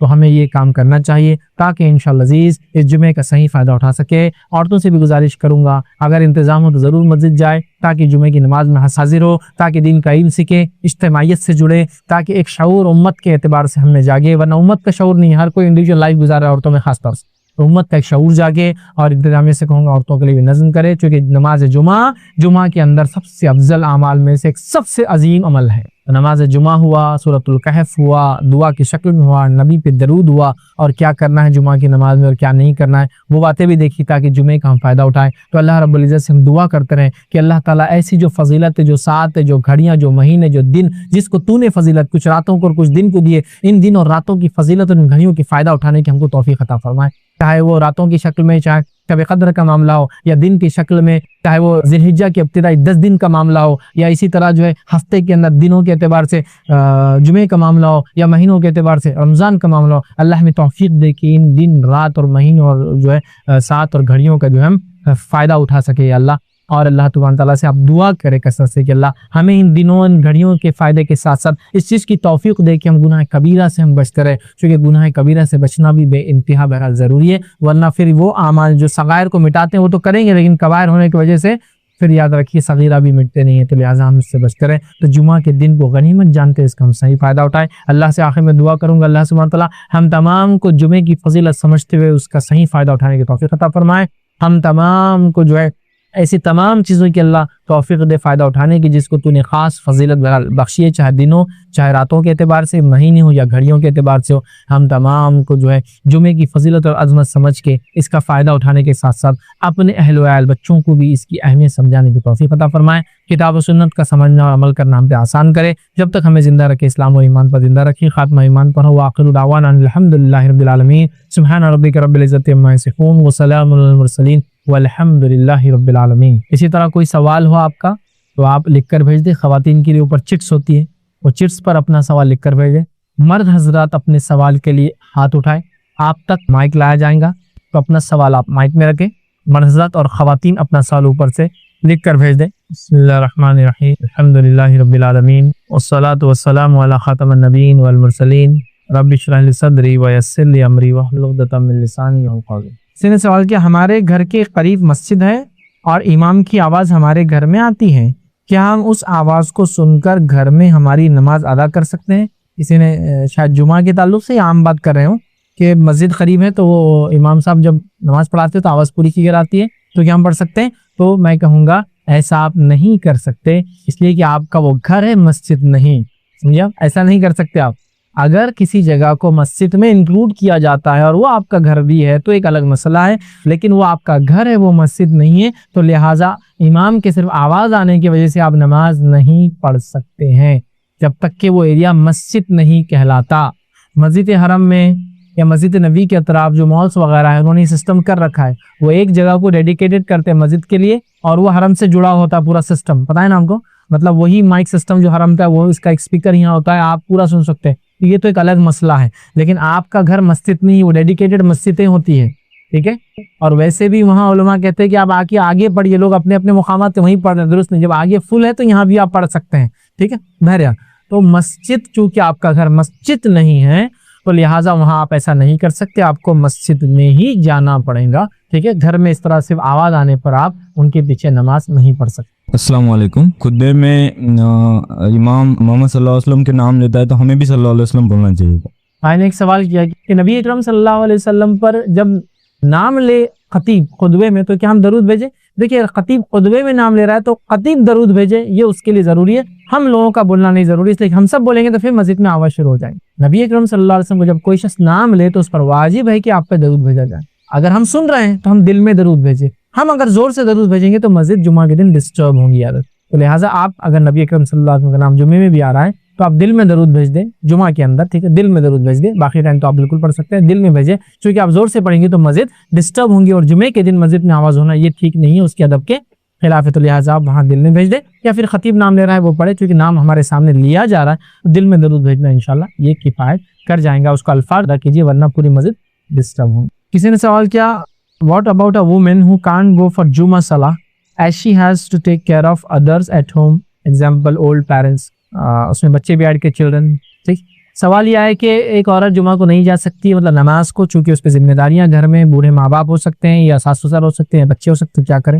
دیکھیے میں نے اس کی وضاحت کر دی، عورت کے لیے جمعہ مستثنا ہے، ایکسیپشنل، اس کو اس کی پکڑ نہیں ہوگی، اللہ پوچھے گا نہیں، چونکہ 5 لوگوں کے لیے جمعہ نہیں ہے، پڑھے تو افضل ہے، نہ پڑھے تو کچھ نہیں۔ لیکن میں نے کیوں کہا پڑھو، کیوں کہا مسجد جاؤ، تاکہ مسجد جانے سے کم از کم ہفتے واری عورتیں واضح نصیحت تو سنیں گی، اجتماعیت میں جڑنے سے کم از کم ایک ان میں جذبہ اور جوش تو آئے گا، اس نیت سے میں نے کہا، تو لہٰذا آپ مجبوراً اگر نہیں جاتے تو آپ کے لیے کچھ بھی نہیں ہے، اس کی کوئی پکڑ نہیں ہے۔ ہاں اگر سوال کا حصہ یہ کہ اگر ہم جمعہ نہیں جا سکتے، گھر پہ ہے، ذمہ داری تو کیا کرے، تو دیکھیے جس کو جمعہ نہیں ملی وہ کیا پڑھتا ہے پھر اس دن؟ ظہر، اس کے لیے ظہر ہے، جس کو جمعہ نہیں ملا اس کے لیے ظہر ہے، اور جمعہ کے لیے ضروری کیا ہے کہ آپ خطبہ جمعہ ہو اور پھر نماز ہو اس کے بعد، ٹھیک ہے۔ تو خطبہ جمعہ نہیں ہوا تو آپ کیا کریں گے پھر؟ خطبہ جمعہ نہیں ہوتا، آپ نے جمعہ نہیں پڑھی، مسجد نہیں گئے، تو آپ مسافر تھے، آپ بیمار تھے، آپ عورت ہیں یا بچے ہیں، ٹھیک ہے، یا غلام ہیں، تو کیا کریں گے پھر؟ ظہر پڑھیں گے، یاد رکھیے، اور 4 رکعت ہوں گی ظہر۔ تو میں نے یہ غلط فہمی دیکھی، بہت ساری عورتیں جمعہ کے دن جمعہ کے نیت سے گھر میں جمعہ پڑھتی ہے اور 2 رکعت پڑھتی ہے، نہیں، گھر میں جب آپ ہوں گے اور جمعہ نہیں جائیں گے، جیسے آپ کہہ رہے ہیں آپ بوڑھے والدین کی وجہ سے نہیں جا سکتے، تو کوئی مسئلہ نہیں، آپ پہ کوئی پکڑ کوئی گرفت نہیں، لیکن آپ جب گھر میں نماز پڑھیں گے تو اس دن آپ کی جمعہ نہیں ہوتی ہے، جمعہ نہیں، ظہر پڑھی جائیں گی، تو آپ ظہر پڑھیے، ظہر کی نیت سے کھڑے اور ظہر پڑھیے، اور ظہر کی موقع تھا، ظہر کی سنتیں اور ظہر کی ساری چیزیں ہوں گی، یاد رکھیے، ٹھیک ہے۔ تو لہٰذا آپ عورت ہیں، عورت ہونے چونکہ چیٹ پر سوال آیا تو میں عورت ہے سمجھ رہا ہوں، تو لہٰذا آپ کے لیے جمعہ مستثنا ہے، آپ نہ بھی جاتے انشاءاللہ کوئی نہیں، لیکن جانے کی کوشش کریں جب بھی موقع ملے، تاکہ علم میں اضافہ اور اجتماعیت میں جڑنے سے جو بہت سارے فائدے ہوتے ہیں، مسجد جانے سے جو بہت سارا نالج ہوتا ہے، دوسروں کو دیکھ کر جو بہت ساری اصلاح ہوتی ہے، انشاءاللہ وہ فائدہ آپ کو۔ کسی نے ایک سوال کیا جینٹس نماز میں ہیٹ کیسے رکھے، ہیٹ سے مراد میں سمجھتا ہوں ٹوپی کے بارے میں پوچھ رہے ہیں، اور کہا جمعہ کی نماز چھوٹ جائے تو کب پڑھیں، اسکول جاتے ہیں اس لیے چھوٹ جاتی ہے۔ 2 سوال ہیں، تو جینٹس دیکھیے مسجد میں ہیٹ پہنتے، کیپ پہنتے، تو اب کیسی پہنے میں نہیں بتا سکتا، بس سر پہ پہنے، کیونکہ الگ الگ کیپ کی ٹائپس ہوتی ہے، الگ الگ قسمیں ہوتی ہے، اور الگ الگ فارمز اور شیپس ہوتے ہیں، کلرز ہوتے ہیں، تو میں نہیں بتا پاؤں گا، بس سر ڈھانکے کوئی چیز، تو یہ کیپ پہننا ہوگی۔ رہا ان کا دوسرا سوال کہ جمعہ کی نماز اگر چھوٹ جاتی ہے اسکول وغیرہ کی وجہ سے تو کیا کرے، تو جس کی جمعہ چھوٹ جاتی ہے اس کے لیے جمعہ نہیں، اس کے لیے کیا ہے؟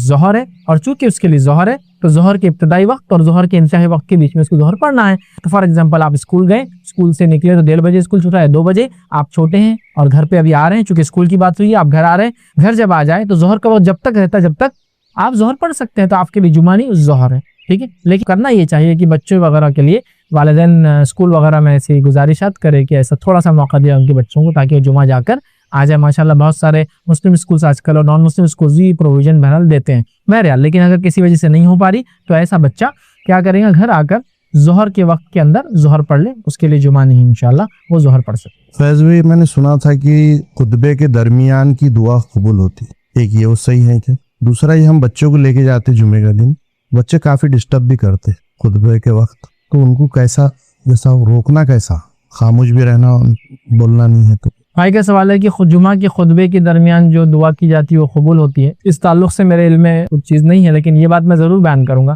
کہ جمعہ کی خطبے اور عید کے خطبے میں امام دعا کر سکتا ہے اور یہاں اجتماعی دعا کی جا سکتی ہے۔ اس کا میں نے پچھلے سوال کے جواب میں تفصیلات رکھ دی کہ جب خطیب دعا کرے تو اس کے اندر آپ آمین کہہ سکتے ہیں، لیکن زور سے نہ کہیں چونکہ مسجد ڈسٹرب ہوتی ہے، آپ دل میں آمین کہیں، ہلکے سے آمین آپ بہرحال اس میں کہہ سکتے ہیں۔ لیکن کیا خطبے کے دوران کی گئی دعا قبول ہوتی ہے؟ واللہ عالم، میرے علم میں اس چیز کے تعلق سے کوئی بات ابھی نہیں ہے۔ رہا سوال کا ایک حصہ جو بھائی نے سوال کیا وہ یہ ہے کہ بچوں کو مسجد لے جانا جس میں بہت ڈسٹرب کرتے خاص طور جمعہ میں کیسا ہے، تو میں یہی کہوں گا نبی اکرم صلی اللہ علیہ وسلم کے زمانے میں بچے مسجد آتے تھے تو طریقہ یہ تھا، بڑے آگے، بچے پیچھے اور عورتیں اس کے پیچھے۔ اب تو عورتوں کا الگ انتظام ہے، تو آپ ہوں گے بڑے آگے اور بچے پیچھے, تو آپ بچوں کو پیچھے بٹھائیں انشاءاللہ. جو بھی ڈسٹربنس ہوں گا ان کا آپس میں ایک دوسرے سے ہوں, لیکن بچے سے مراد وہ بچہ جو سمجھدار اگر ہو جائے تو پھر تو آپ اس کو ساتھ صف میں رکھیں, لیکن وہ بچہ جو سمجھدار نہیں ہے تو اس کو آپ پیچھے رکھنا چاہیے, وہ پیچھے رہیں گا, آپ نماز پڑھ کے جا کے سن لیں. یا پھر بہت چھوٹا ہے, نقصان کر سکتا ہے اپنا, تو پھر کوشش یہ کرے گھر چھوڑ کر آئے, اس کو مسجد میں نہ لائے, اس لیے کہ پھر آپ بھی ڈسٹرب ہوں گے اور دوسرے مصلیان بھی اس سے ڈسٹرب ہوں گے. ورنہ اور اگر تھوڑا بڑا ہے تو پیچھے رکھیے, اور بڑا ہے سمجھدار ہے تو اپنے ساتھ صف میں رکھیے انشاءاللہ. جبکہ وہ طہارت جانتا ہے, وضو جانتا ہے, غسل کرتا ہے, تمام چیزیں. عمر پہ اس کی 6 سال بھی ہو سکتی ہے, 7 سال بھی ہو سکتی ہے, عمر سے ڈیفائن نہیں کر سکتے, بچے کی سمجھداری پر ہے, تو آپ اس کو رکھ سکتے, اور اگر اتنے میں بھی سمجھدار نہیں تو اس کو پیچھے بھی رکھ سکتے. روایتوں میں ایسا ملتا ہے کہ 7 سال 8 سال 9 سال کے صحابہ نے نمازیں پڑھی اور دوسرے صحابہ نے ان کے پیچھے نمازیں پڑھی, تو امام بن سکتے. ٹھیک ہے, ہمارے پاس ایک اصول عقل داڑ ہونا, چیک کرتے ہیں عقل داڑ ہے کیا تیری, تو سب میں کھاؤں گا نہیں تو نہیں, یہ بالکل بیکار کی بات ہے. یہ تو جانوروں کے لیے چیک کیا جاتا ہے کہ ان کی عمر کتنی ہے. انسان تو ان کی عقل سے اور سمجھداری سے پہچانے جاتے ہیں. ایک آدمی بہت بڑا ہے لیکن پاگل حرکتیں کرتا, تو کیا آپ صف میں آگے کھڑے کریں گے؟ آپ بولیں گے پیچھے کھڑے کرو. تو عمر سے نہیں, اس کی سمجھداری پہ ڈیپینڈ. تو اگر سمجھدار ہے تو آگے لائیے, لیکن بچوں کو چھوڑنا, مکمل طور سے ترک کر دینا, مسجدوں سے دور کرنے کا سبب مت بنائیے. جیسا آج کل ہو رہا ہے کہ بچوں کو مسجدوں سے دور رکھا جاتا ہے, بچپن میں مارا پیٹا جاتا ہے مسجد میں آ کر, بعد میں بڑے ہوتے بولتے مسجد میں آؤ, تو بچپن میں ہکالتے بعد میں بلاتے ہو, یہ کون سا اصول ہے؟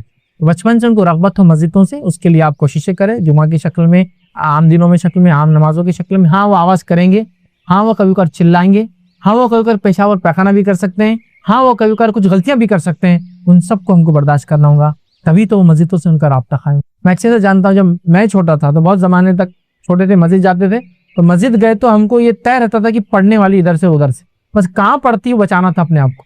سمجھے آپ, مسجد جا کے بچہ کھڑا ہوا دیوار کو ہاتھ لگائے, دیوار کو ہاتھ لگائے, تو اب وہ ٹائم پہ ہمارا کام یہ تھا کہ بچنا کیسا اپنے کو. تو گویا مسجد بچے کا جانا مطلب جنگل کے اندر ایک میمنے کا, مطلب بھیڑ کا چھوٹا بچہ, چھوٹا جب رہتا نا بکری کا بچہ ہے میمنا والی چھوٹا, وہ جانا جیسا ہوگا کہ شکاری بھیڑیے بیٹھے ہوئے پورے ہر طرف. ہاؤس میں بیٹھا, پٹے کو وضو کیا ضرورت ہے, طہارت خانے میں گیا, گھر سے کر کے آنا, پٹ, اس کو پیشاب نہیں آ سکتا, وہاں ایک پھٹکا پڑا اس کو, زیادہ دیر بیٹھا, چل اٹھ اٹھ, تیرے کو کیا ضرورت 3 بار دھونے کی, ایک بار دو, چل نکل, پیر دھونے کی کیا ضرورت ہے. تو گویا اس کو وضو کی ضرورت نہیں ہے. صف میں آ کر اول صف میں سب کچھ اہتمام کر کے آیا, حالانکہ شعور والا لڑکا ہے, چل پیچھے جا, مطلب میرا حق پہلے, پیچھے جانا پڑے گا اس کو, وہاں بھی پھٹکا پڑے گا. چٹائی کو کچھ کیا, اس پہ الزام, فلاں بیٹا اس پہ الزام, مسجد میں مچھلیاں تھی, ہاؤس میں ہاتھ ڈالا, وہاں ایک پھٹکا سکھانا ہے. مطلب ہر جگہ جگہ دھکے دھکے پہ بیچارے کو پھٹکے کھاتے ہوئے جانا ہے. اب وہ مزن ہو کے مسجد سے نکل کے چلا گیا, یہ بہت مارتے مسجد میں, ابا کو ساتھ گیا تو ابا کو چپک کے رہتا, اس لیے کہ دوسرے مارنے والے ہیں. ٹھیک ہے, اب ابا بھی کب تک رہیں گے, بولیں گے پیچھے جا, پیچھے گیا کہ پھٹکے پڑنے والے. اچھا یہ نہیں ماریں گے تو پڑوس والے بچے وہ بن ایسے لا کے چھوڑے ہوئے وہ دورے, تو پورا سسٹم وہ ہو گیا. نتیجتاً ہمارے بچے بدزن ہو کے مسجد میں بھاگ جاتے. اب بڑا ہو گیا, مسجد آنا رہے بابا, بہت کھا لیا بچپن میں, کافی ہوتی سیکنگ بہت ہوئی میری, اب نہیں ہونا. تو بچپن میں بدزن کرتے ہو, بڑے ہو کے بلاتے ہو. نبی اکرم صلی اللہ علیہ وسلم جیسی شخصیت اور ذات دنیا میں موجود ہے, مسجد نبوی میں آپ امامت کرتے ہیں اور آگے کھڑے ہوتے ہیں, اور یہ ارادہ کرتے ہیں کہ آج میں رکعت لمبی کروں گا, لمبے سورے پڑھوں گا. اور جب آپ نماز کو سورہ فاتحہ کے بعد کوئی سورہ پڑھتے ہیں, بچے کی پیچھے سے رونے کی آواز آتی, جیسی رونے کی آواز آتی ہے حضرت ماتا, آپ اپنی نماز کو جو نیت کی تھی اس کے مقابلے میں چھوٹی کر دیتے ہیں, جلدی ختم کرتے ہیں, کیونکہ آپ کو برداشت نہیں ہوتا ہے کہ ایک بچہ رو رہا ہے, اس کی ماں کا دل تھوڑا ہوتا کھینچتا ہے.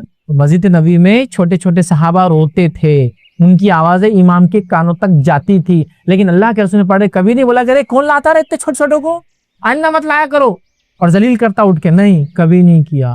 ہمارے پاس اگر کوئی بچہ رو تو امام صاحب 2 سے 3 دن برداشت کرے, بولیں گے کون لاتا اس کو, لاؤ پٹی کو لاؤ, وہ والا وہ رہا روز, یہ کس کا پڑھتا ہے, یہ آنا نہیں مسجد کے اندر, اب دکھانا میرے کو تو ہوں گا, تمہاری نمازیں تو خراب ہو رہی ہماری نمازیں بھی خراب ہو رہی, انہیں اللہ آتا ہے نہیں چلا. اور وہ بچہ, اس کا باپ بھی بالکل رسوا ہو جاتا بچے کی وجہ سے, اور بولتا بیٹا میں تو چاہتا ہوں تجھے نماز کو لے جانا, امام صاحب پھر اعلان نہ کر دے, مجھے ڈر لگتا ہے یہ کریں گے, یہ شرارت بھی کریں گے, یہ ہو سکتا ہے ضد بھی کریں, یہ روئیں گے بھی. اور ایسا کیا مسجد نبوی میں نبی اکرم صلی اللہ علیہ وسلم زمانے میں, سب سے دنیا کے سب سے بڑے امام, ان سے بڑا کون ہو سکتا, انہوں نے برداشت کیا, تو ہمارے امام کون سے ان سے آگے ہیں. بچپن میں ہکالتے ہو بدزن کر کے, بڑے ہونے کے بعد لانے کی باتیں کرتے ہو, بچپن سے محبت اور الفت جگہ ان کے دل میں مسجدوں سے, کہ وہ رابطہ قائم کرے, مسجدوں میں جانے والے بن جائے. جوان ہو تو مسجدوں میں ان کی زندگیاں گزر, وہ تب ہوں گا جب بچپن سے مسجدوں میں آتے ہوں گے, ماں کی گود میں آتے ہوں گے, باپ کے گود میں آتے ہوں گے. ماں کو تو آنا بند ہی کر دیا آپ نے, تو بس چھوڑ دو ماں کو, چلو باپ کی گود میں آتے ہوں گے, اب باپ کو بند کر دوں گے رسوا کر کے, ایسا بول کے تو کیسا ہوگا, صفوں میں بھاگیں گے بھی, کبھی ہوتا ہے. ترکی کی مسجدوں میں عموماً وہ لکھتے ہیں کہ اگر پچھلی صفوں سے بچوں کی آواز نہیں آ رہی ہے تو فکر مند ہو جاؤ, تمہاری نسلیں کہاں جا رہی, اور اگر ہماری صفوں میں آواز آ جائے پیچھے سے بچے کی, تو بولتے ہیں ابا جان بچے کو کل سے ادھر مت لانا، مت کیجیے ایسا. ہاں بہت زیادہ ضدی اور شرارتی بچے ہو تو ایک الگ بات ہے، بٹ مجھے معلوم ہے بچے کنٹرول میں ہوتے ہیں، مسجد کا احترام کرتے ہیں، بلکہ آتے ٹوپی پہن لیتے ہیں، چھوٹے بھی ہے تو ایسی بڑی ٹوپی ڈال کے بس ادھر ادھر جاری، لیکن برابر احترام کرتے ہیں مسجد کا. اتنی سمجھ ہوتی یار انسان کا. تو ہونے دو، کرنے دو، کبھی تھوڑی شرارت کرنے دو، کبھی کچھ چیز کریں گے لیکن بعد میں. اور بچوں کے تعلق سے غلط فہمی لوگوں کو یہ ہے کہ بچے بولے تو غلط ہی ہوتا، صحیح نہیں ہو سکتا، ایسا کوئی اصول ہے. ایک مرتبہ مجھے اچھے سے یاد ہے، میں چھوٹا تھا، مسجد میں جماعت تھی 5:15 بجے اور مسجد کی گھڑی میں بنا ہوا تھا 5. یاد ہے نا آپ کو؟ ڈیجیٹل کلاک نہیں تھی، وہ پرانی کاٹے رہتے تھے، ایک چھوٹا کاٹا ایک بڑا کاٹا. اب اتنی سمجھ تو تھی، شعور ہے 8th 9th میں ہے تو اتنا شعور تو ہو جاتا آدمی 12 13 ایئرس کا ہو جاتا ہے. تو 5:15 کر دیا اس کو. 5 تھا تو غلط میسج آ رہا نا، اذان کا ٹائم تو لکھتے نہیں انڈیا میں، صلاۃ نماز کا ٹائم لکھتے. 5:15 کر دیا. اب ایک صاحب پیچھے کیا کرا، اب یہ ریڈی رہنا پڑتا اپنے کیسے تھے آنے والا ہاتھ، کیا کرا وہ ٹائم 5 تھا 5:15 کر دیا. کیا کرا مسجد سے نماز میں ٹپ کرنے کی کیا ضرورت لگی، لیکن غلط تھا نا، وہ بچے تم غلط نہیں پاٹ چلو نکلا. مطلب صحیح کام بھی کیا تو تم نہیں کر سکتے، کیوں تو تم بچے ہو. ارے یہ کون سا اصول ہے، مجھے سمجھ میں نہیں آ رہا. سمجھ یہ کون سا احترام، کون سا اصول ہے، غلط صحیح بول رہا. حالانکہ ایک مرتبہ عباسی خلیفہ کے پاس ایک شخص نمائندگی کرنا ہے اپنی قوم کی اور عمر میں چھوٹا تھا. تو عباسی خلیفہ نے ایسی کہا کہ کیا تمہارے پاس کوئی عمر رسیدہ آدمی نہیں ہے جس کو تم بھیجو نمائندگی کے لیے؟ تو اس بچے نے اچھا جواب دیا، کہا خلیفہ ہماری اس امت میں کئی ایسے لوگ ہیں جو عمر کے اعتبار سے آپ سے بڑے ہیں، پھر بھی وہ خلیفہ نہیں ہے. آپ خلیفہ ہیں، آپ کا میں حالانکہ عمر، تو میرا عمر میں بڑا ہونا ضروری نہیں ہے. میں جس مدعے کو پیش کرنا ہے آپ وہ سنیے، اگر اس میں کچھ ہو تو آپ بتائیے. بات جو کی جا رہی وہ اصل کہنے والا. اب ایک چھوٹا بچہ ہے تو وہاں پر اصول ہے چھوٹا بچہ غلط ہی ہوتا. ایک چھوٹا بچہ آپ کو رہا آگے گڑھا ہے مت جاؤ، چل رہے تو چھوٹا تھے کیا گڑھا ہے، اب جا کے گر گئے. صحیح بول رہا تھا انہیں، گڑھا ہے آگے، صحیح گڑھا تھا. تو بچے کی انفارمیشن غلط ہونا ضروری نہیں، وہ آگے گڑھا ہے مت جاؤ مت جاؤ. بچہ ہے اس کو کیا سمجھتا، ایسا نہیں. ٹھیک ہے، تو بہرحال ان کا احترام کیجیے، ان کو سنیے، بلکہ ان کو مقام دیجیے. عمر ابن خطاب رضی اللہ عنہ ایک مرتبہ گزر رہے ہیں، عبداللہ بن زبیر رضی اللہ عنہ اور باقی دیگر صحابہ کھیل رہے ہیں. انس بن مالک رضی اللہ عنہ فرماتے جو عمر ابن خطاب جیسے ہی وہاں سے گزرے تو بچے پھٹافٹ بھاگنے لگے. جب خلیفہ تھا تمہارا، بھاگنے لگے. عبداللہ بن زبیر چھوٹے تھے کافی، جب ان کی والدہ نے ہجرت کی، یہ ہجرت کے وقت خبا میں پیدا ہوئے تھے، تو مطلب 11 سال عمر ہوں گی، ہارڈلی 13 سال 12 سال کھیل رہے تھے. سب بچے بھاگ گئے. عمر ابن خطاب سب بھاگ گئے. عمر ابن خطاب رکیا کر اور کہا عبداللہ تم نہیں بھاگے، سب بھاگ گئے بچے. تو کہا امیر المومنین میں نے کوئی ایسا غلط کام کیا نہیں جو ڈر کے مجھے آپ سے بھاگنے کی ضرورت ہے، پہلا. دوسرا، راستہ اتنا چھوٹا نہیں ہے کہ میں کھڑا رہوں تو آپ نہیں جا سکتے جو میں یہاں سے ہٹوں، اس لیے میں نہیں بھاگا. عمر ابن خطاب خوش ہوئے اور چلے گئے. صحیح جواب ہے نا. ایک، میں نے کوئی غلط کام نہیں کیا جو آپ سے بھاگوں.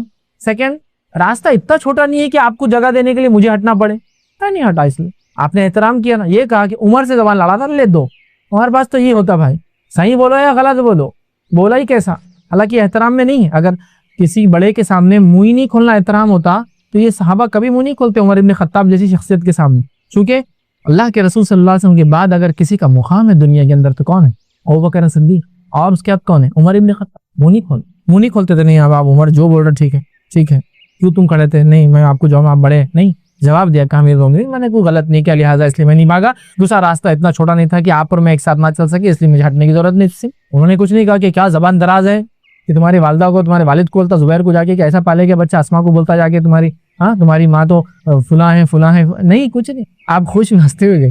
احترام کیجیے، ان کو رسپیکٹ کیجیے. تو میرا لائیے مسجدوں میں ان کا خیال کرتے، بہت زیادہ چھوٹے تو میں یہ کہوں گا احتیاط کریں، یا پھر بچوں کی صف میں رکھیں، اپنے ساتھ نہ رکھیں تو انشاءاللہ کم، چونکہ آپ کے ساتھ ہوں گے تو محبت میں زیادہ ڈسٹرب کرتے ہوں گے. نزدیک ہوئے تو گود میں بیٹھیں گے، پیچھے رہیں گے تو آرام سے بالکل ہاتھ رکھ کے بالکل بیٹھیں گے، ٹوپی پہن کے ایک دم ہاتھ. تو لائیے تاکہ ان کی ایک محبت پیدا ہو، پھر وہ آئے اور بچے کس کو کہتے وہ بھی سمجھ لے، ورنہ پتہ چلا بڑے ہو گئے 17-18 سال بھی ہو گئے تو عقلدار نہیں، بچہ ہی والے صف میں مت کھڑا رہے اور پڑھائیں. یہ سب نہیں ہونا چاہیے. تو بہرحال یہ چیزوں کو سمجھنے کی بہت زیادہ ضرورت ہے. الحمدللہ لوگ آج کل کافی اپ ٹو ڈیٹ ہے. میں نے دیکھا ہوں چھوٹے بچے جو پہلے زمانے میں جن کو صفوں میں کھڑے رہنے کی اجازت نہیں تھی، آج پہلی صفوں میں بھی دکھتے ہیں، کیونکہ وہ پہلے آیا جمعہ کو تو پہلے کھڑے رہنا اس کا حق ہے، اس کو کوئی پیچھے نہیں کر سکتا. اور ہوتا تھا ہم لوگ 12 13 14 سال کے ہو گئے، صفوں میں پہلے کھڑے ہوتے تھے، بعد میں آنے والے ہم کو پیچھے کرتے تھے اور ہم چپلوں میں وہ دھوپ میں کھڑے رہتے تھے اور یہ لوگ آرام سے منڈپ کے اندر اور مسجدوں میں نماز پڑھتے تھے. چھوٹے ہونے کے ناطے ہم نے جمعہ پڑھنا چھوڑ دی تھی پھر، کہ تو چپل میں بہت گرم ہوتا تھا، کبھی چپل بھی نہیں رہی تو بولتے تھے چپل. اچھا چپل بھی سمجھ لیجئے، مجھے اچھے سے یاد ہے، چلچلاتی دھوپ گرمی کے دن، مسجد پھر اس کے بعد منڈپ، اس کے بعد خالی حصہ چپل ہے، وہاں کھڑے کر دیتے بچوں. حالانکہ بچے پہلے سے آگے بیٹھے، بچے بولے تو بچے نہیں، بالغ ہے، 12 13 14 سال بالغ ہو جاتا ہے انسان شرعی اعتبار سے، قانونی اعتبار سے نہیں. انہوں نے پتہ نہیں قانونی اعتبار سے لے لیا، شرعی اعتبار چھوڑ کر.